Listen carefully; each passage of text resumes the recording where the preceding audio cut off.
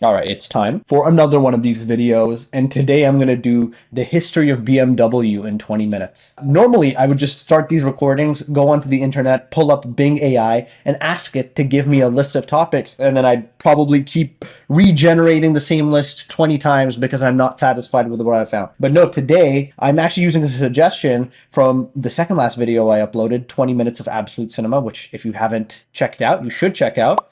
I don't know if you can put in links onto the video, but if you can, it'll be right here. Yeah, on that video, King Mindset 123 recommended the history of BMW. So shout out to him for that. I like this topic because it's specific enough to the point where it's like something that I can research and find out interesting things about, but it's also broad enough to the point where it's not something that'll be incredibly difficult to get information about on the internet, right?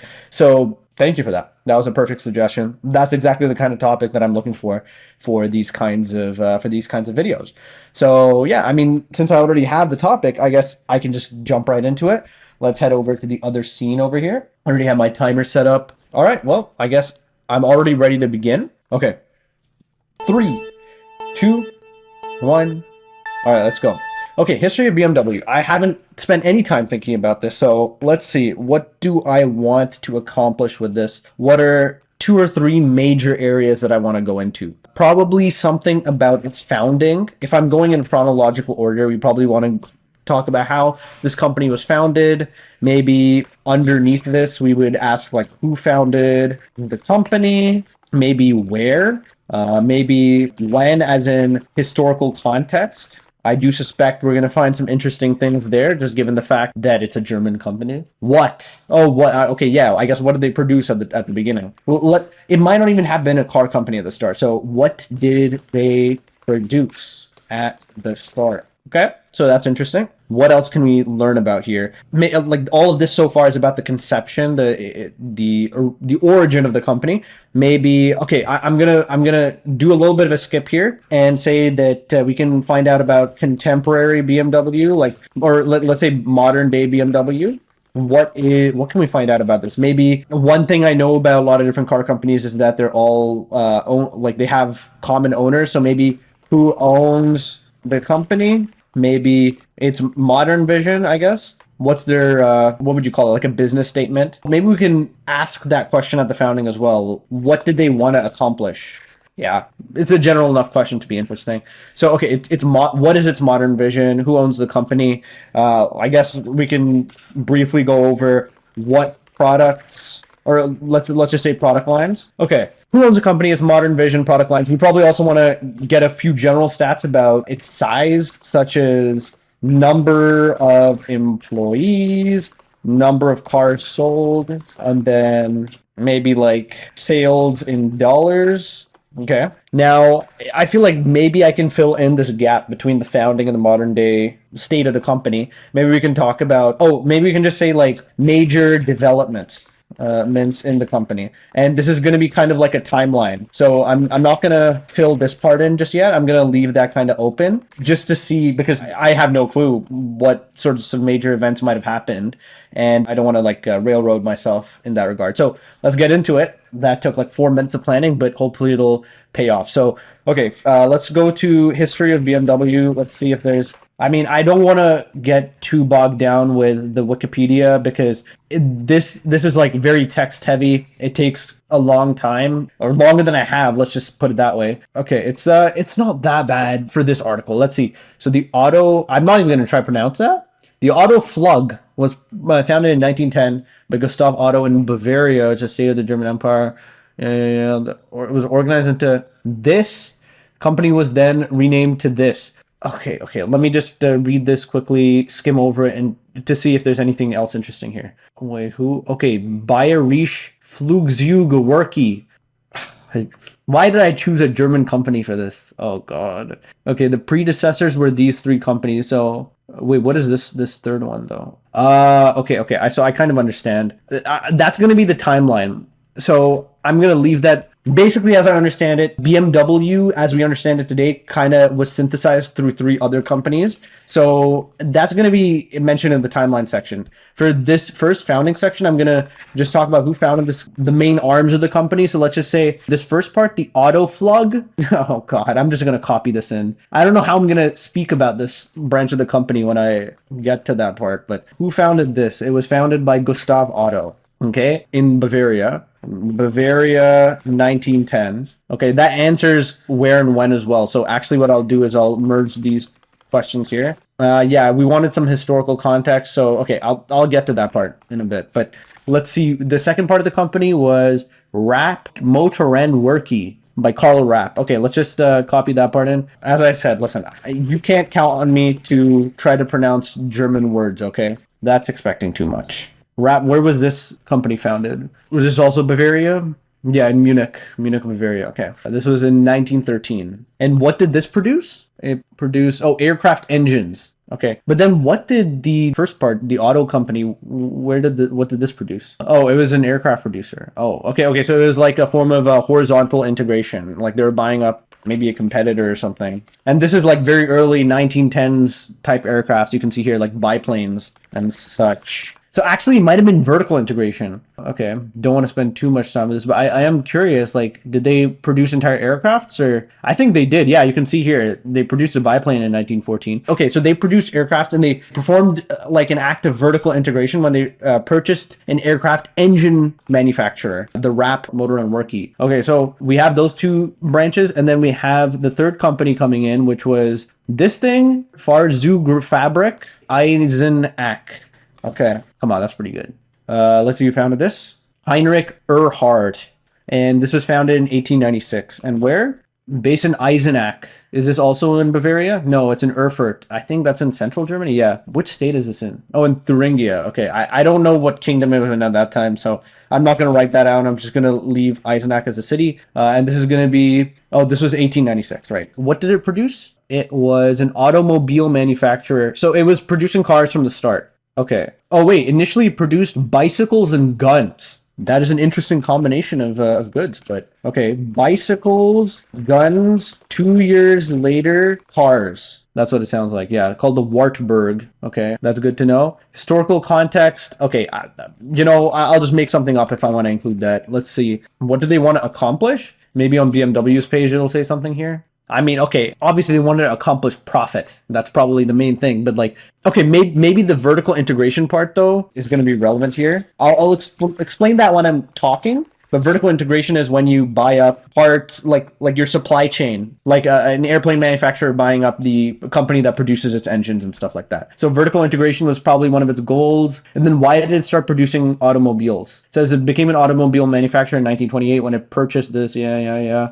Okay, I mean, I guess it just expanded into a different market, which is horizontal integration, I believe. So the first merger was vertical, the second merger was horizontal. Now, anything interesting in the timeline? Let's see. Aircraft engines, motorcycles, automobiles would be their main products until World War II. And then what did they do after World War II? They concentrated on using the BMW 801 aircraft engine to produce for... What is the German? Oh, the Luftwaffe, probably? Yeah. Wait, aircraft engine using as many 40,000 slave... Okay, so that is concerning. But okay, so they produced BMW 801 aircraft engines for the German Luftwaffe, which is just the name of the Air Force, in World War II using slave labor. Let's see. Motorcycles remained as a sideline automobile manufacturer. Okay, so they stopped producing motorcycles and automobiles. Large investment in BMW. Oh, yeah. Okay. It survived a separate entity. Right. Okay. I just want to breeze through this part. Let's see. Because we got the general idea here. Okay, so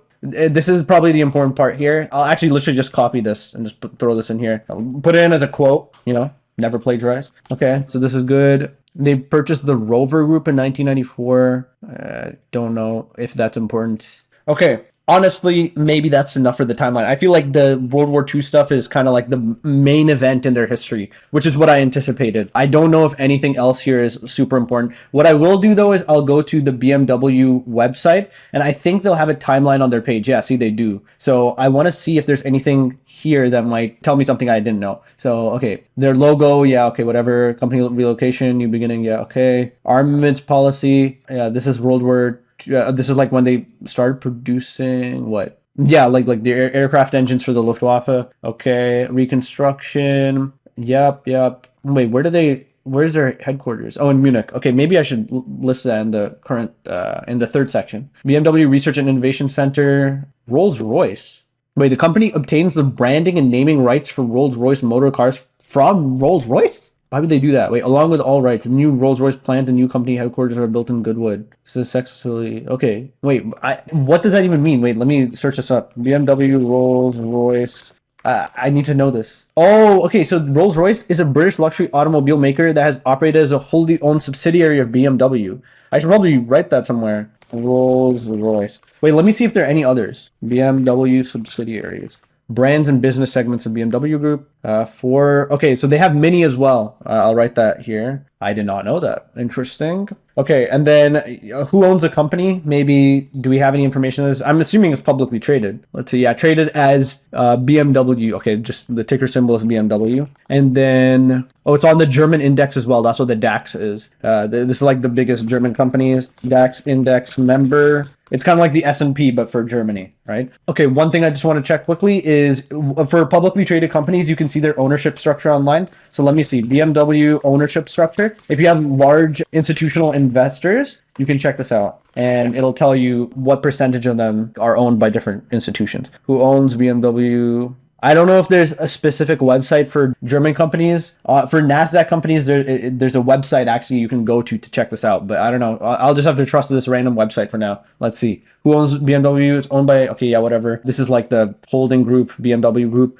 It's in turn owned by Stefan Quandt and Susan Clatton. What? How much do they own? Around 50% shares are publicly traded and has been partially owned by the Quandt family since Herbert Quandt saved the company from bankruptcy in the late 1950s. I should write this down. Okay. So it says the children from his third marriage received 23.7, 19.2% respectively. That comes to like 43% of the company. So I'm assuming, wait, they have been increasing their stake ever since. Okay. I'm just going to say it's something like, it used to be like 43% and it's still around that level. Okay. And then Modern Vision. Let's just see if we can get some of that down. Otherwise, I think I'm making decent progress here. I just want to get size down, actually. Number of employees. Oh, I also want to get market cap for this one. Let's see. BMW market cap. Oh, wait. Also, the Wikipedia page showed something else. Stefan Quandt. You can see it here. Public is 50.7%. So that means that, okay, so both of these people own it like 46.7%-ish. I'll just leave it at that. 46%-ish. Okay, and then, wait, what was I looking for? Oh, the market cap. Oh my God, I'm running out of time. 50 billion euros. Is there anything else interesting or important that I haven't mentioned? Product lines. Oh God. Number of cars sold. I'll get this. I think this is important. BMW annual car sales units. How many? Car shipments shipped over 2.55 million worldwide. Okay, I'm going to quote that almost exactly just so that I don't get that figure wrong. So 2.55 mil shipped worldwide. That is interesting. And then sales in dollars. Oh, God. BMW revenue. Oh, 155 billion euros. Okay, I'll just leave this. I'll put it in euros now. Don't want to convert. That'll take too long for now. Modern Vision. Can we get anything about that in the last 40 seconds? BMW Modern Vision. Okay, why do they have to have a car called Vision? That ruins the SEO for what I'm trying to find here. Let's see. Mission statement. Oh God. I'll just source what the AI is telling me here. I don't want to trust this. Come on, it has to be somewhere on the company's website. Oh my God. I'll just have to keep this one in mind. Oh God, I don't know. Okay, this part's not that important. Okay, premium cars and motorcycles. That's what I'll do. Premium cars and motorcycles. I'll just keep that part in mind. Okay, and that should be enough. And I'm not doing anything more. I have lifted my hands from the keyboard, from the desk. Okay, I'm not cheating here. It's time to get into the 5-minute speech. I mean, I think I did okay. Honestly, yeah, I don't think I did that badly. I think this was pretty good. I think I'll have enough to talk about for 5 minutes as well. There are 2 points of failure in these challenges that I come across quite often. One of them is that I don't research everything that I wanted to research. And obviously the second one is I don't get through covering all the research that I wanted to cover when I actually get around to speaking. So the first one has been avoided mostly. I think my research is decent. And so now I just have to make sure I live up to what I expect. So let's see. All right, well, let's begin. 3, 2, 1, let's go. All right, today I learned about the history of BMW. I split this research into 3 main sections. First of all, I wanted to find out about how the company was founded. Second of all, I wanted to go through some of the major events in the company's history. And then thirdly, I wanted to look at what the company looks like in the modern day, in the 21st century. So with regards to its founding, the company was actually a merger between 3 predecessor companies. I'm not even going to try to pronounce these German names, but I'll go through what these 3 companies were very briefly. So the first one was Otto Flug something, as you can see in my notepad over there. It was founded by Gustav Otto in Bavaria in 1910, and it basically produced airplanes. So it produced biplanes at that time, very early type of airplane. Secondly, there was this other company called Rapp Motorenwerk, founded by Karl Rapp, also in Bavaria in 1913, and they produced aircraft engines. So the first company actually acquired the second company as a form of vertical integration. They tried to buy up one of their main suppliers, right? And they're mainly focused on aircraft production at this point. So then this third company came along, Fahr Zug Fabrik Eisenach, and it was founded by Heinrich Erhardt in the city of Eisenach, which is in central Germany, in 1896. And at the very beginning, that company actually produced bikes and guns. Perfect combination, of course. And 2 years later, they started producing cars as well. So when this third company got into the mix, that's when the original company that acquired the other 2 started pivoting and started focusing on automobile production more than anything else. So at this point, we're into the 1920s, 1930s-ish, and the company is mainly focusing on car production. And the interesting thing is, probably the biggest event in BMW's history was the period of Nazi rule in Germany, during which BMW actually went back to focusing on producing aircraft engines for the German Air Force called the Luftwaffe. They did also produce motorcycles and automobiles, but that was actually completely cut out at the start of World War II in 1939. So the BMW 801 aircraft engine was the main thing that they were producing, and that's essentially what the Nazi Party and the German government at that time was asking them to do. They were also providing them with slave labor from concentration camps, such as in Dachau, to be able to produce these at super low cost. After World War II, the company also faced bankruptcy in the late 1950s, and it was actually saved by a man named Herbert Quandt, whose family now actually, to this day, still partially owns the company. They own up to like 46 or 47% of the company, and the remaining 50-ish% of the company is publicly traded. So 1962 kind of marked the year in which the BMW new class compact sedans were introduced, which was the beginning of BMW's kind of like positioning in the market as a manufacturer of sports cars, mainly, more than anything else. So fast forward to today, BMW is, as I mentioned, publicly traded. Its ticker symbol is BMW. Makes sense. On the German market, it's also one of the biggest German companies with a market cap of about 50 billion euros. And so because of that, it's also a member of the DAX index. And it has a couple of major subsidiaries. You might have heard of them, Rolls-Royce and Mini, both companies that it's acquired over the years. And yeah, in terms of how big this company is at this point, I think in 2023, it shipped 2.55 million cars worldwide. And its sales at this point are 155 billion euros per year. Obviously, it's one of the biggest car manufacturers in the world at this point. So the interesting thing about BMW is that now its entire modern vision, its entire mission statement, it regards the production of premium cars. It's positioned like entirely as a premium car manufacturer rather than kind of like a more consumer-oriented brand. And it's just interesting to see how that's evolved since the 1930s and 1940s, when obviously it had a much, much darker past. Other German car companies have similar timelines. I'm done.